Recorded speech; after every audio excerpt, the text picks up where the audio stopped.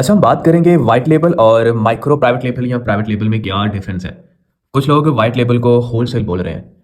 देखिए, दोनों में क्या डिफरेंस है इसके ऊपर तो मैं पहले भी बता चुका हूँ, बट खैर मैं अगेन आपको इसके बारे में डिटेल से गाइड कर देता हूँ। और ये आखिरी बार होगा और मुझे उम्मीद है कि इस बार आप लोग समझ जाएंगे कि व्हाइट लेबल और प्राइवेट लेबल और माइक्रो प्राइवेट लेबल में क्या डिफरेंस है। देखें, माइक्रो प्राइवेट लेबल और प्राइवेट लेबल ये सेम ही है, सेम तो इसलिए हम इसको लिख लेते हैं private label. Micro private label basically हम छोटी मार्केट्स में प्राइवेट लेबल लॉन्च करते हैं, उसको हम माइक्रो बोलते हैं। छोटी मार्केट होती है जिसकी वजह से हम उसको माइक्रो बोलते हैं। आप यूएस यूके में भी माइक्रो प्राइवेट लेबल कर सकते हो, छोटा प्राइवेट लेबल कर सकते हो, कम बजट के साथ स्टार्ट किया हुआ प्राइवेट लेबल और कम यूनिट से स्टार्ट किया हुआ। तो माइक्रो और प्राइवेट लेबल ये दोनों सेम ही है, तो इसलिए हम यहाँ लिख देंगे प्राइवेट लेबल।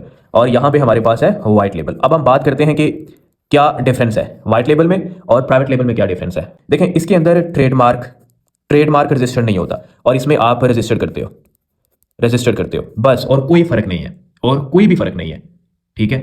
लेकिन यहां भी है कि आप कम इन्वेस्टमेंट से स्टार्ट कर सकते हो। इसके लिए आपको अच्छी खासी इन्वेस्टमेंट चाहिए होती है, बल्क में चीजें उठानी होती हैं, ट्रेडमार्क रजिस्टर करवाना होता है, सब कुछ आपने देखना होता है। बट इस केस के अंदर ऐसा नहीं होता। यहां भी यह है कि आप ट्रेडमार्क नहीं करवाते, और अगर आप चाहें तो आप 500 यूनिट से भी इसको स्टार्ट कर सकते हैं। अब आप यहाँ पे ये भी कह सकते हो कि भाई हम ये भी कर सकते हैं 500 के अंदर, तो भाई नहीं, इसमें ज़्यादा बजट लगता है, इसके अंदर अच्छा खासा बजट लग जाता है अगर आप एक अच्छा प्राइवेट लेबल लॉन्च करें तो। व्हाइट लेबल लॉन्च करने का मकसद क्या है? बहुत सारे केसेस के अंदर बहुत सारे लोगों के पास तो बजट नहीं होता, तो उनके लिए एक ऑप्शन होती है कि आप ऐसा करें, आप अमेजोन के ऊपर लिस्ट बनाएं, मतलब एक प्रोडक्ट सेल करें उसकी लिस्ट बनाएं, और अमेजोन से अप्रूवल लेके ना,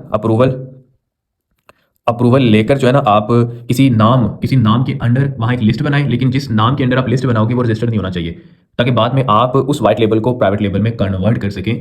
जिस नाम के अंडर आपने लिस्ट बनाई थी ना, उसके ऊपर ट्रेड मार्क लेकर। अब यहाँ पे लोग ये भी कह सकते हैं कि अगर उस नाम को कोई रजिस्टर करवा ले तो ऐसा नहीं होता। काफ़ी चीज़ें देखी जाती हैं, उसके बाद डिसाइड किया जाता है। आई बात समझ? इसके अलावा कोई डिफरेंस नहीं है। यहाँ पे देखो ना, आपने कहा मेरे पास बजट ज़्यादा है, मेरे पास बजट कम है, तो व्हाइट लेबल और प्राइवेट लेबल का कोर्स सेम ही है। बस फर्क क्या है कि यहाँ आपने ट्रेडमार्क नहीं लेना, यहाँ पे आपने लेना है।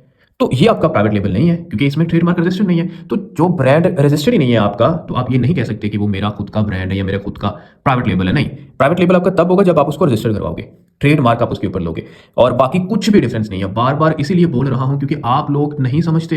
ये बहुत सिंपल सी चीज है, फिर भी आप में से बहुत सारे लोगों को समझ नहीं आ रही।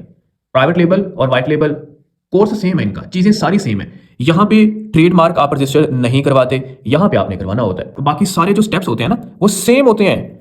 प्रोडक्ट रिसर्च करना, सोर्स करना, लिस्ट बनाना, ऑर्डर प्लेस करना, शिपमेंट प्लान बनाना, फिर प्रोडक्ट को लॉन्च करना, सारा कुछ सेम होता है। व्हाइट लेबल को आप कल को प्राइवेट लेबल में कन्वर्ट कर सकते हैं।